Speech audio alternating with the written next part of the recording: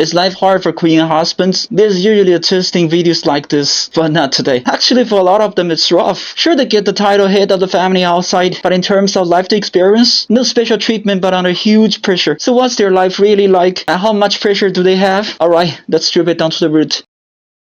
You'd think a culture that respects tradition would put husbands on a pedestal, right? Back in the early industrial days, that was kind of true. Long work hours, leaving husband, little time for family, women leaving the workforce earlier. The classic setup is man earns, woman runs the home. He hands over the paycheck, she manages the budget. Not exactly a king, but a husband has the final say on big decisions and socially decent status. Then came 1997. Financial crisis, mass layoffs. One paycheck suddenly looked like walking on a tightrope with no safety net. Still income became survival strategy, not lifestyle choice. At the same time, women's university enrollment kept rising, often higher than men's. More education, more jobs, more financial independence. And when both sides earn, both sides negotiate. Shared income, shared chores, shared parenting. Sounds fair, right? So what's the problem?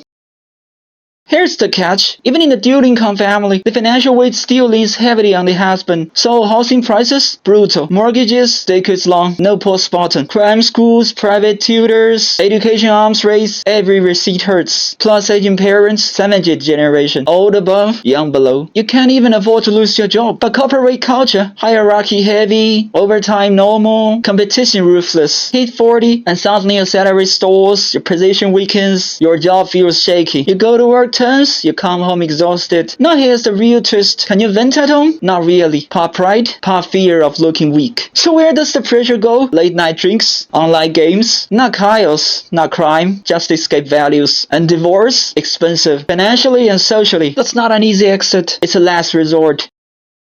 To be fair, Korean husbands are tough, high stress tolerance and strong execution, serious about family duty. That didn't come from nowhere. It's shaped by a hyper-competitive, rank-driven society. But here's the flip side. Emotions, either bottled up or explosive, often tied almost entirely to career. Lose status at work and it hits identity. They carry the mortgage, big household expenses, career stability on their shoulders, but no special treatment at home. This is not a service wife culture. It's more like a management mom culture. The imbalance many feel is not about authority. It's about risk. Authority has been softened, financial responsibility hasn't. That gap creates tension. So yes, after work many go out for drinks, but they're not out causing troubles. Pressure is high, order is still strong. That contrast matters.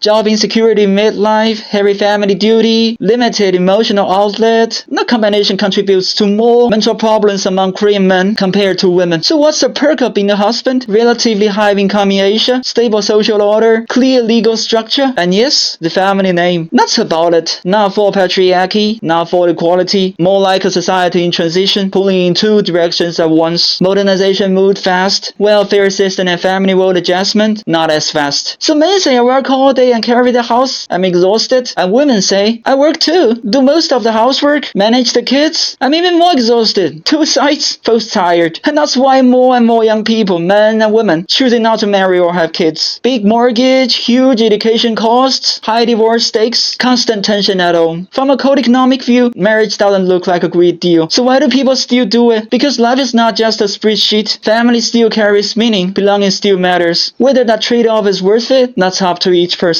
Alright, that's it for today. If you also like digging to the root, hit follow. Next time we'll talk about Korea's education. And that story is even sharper.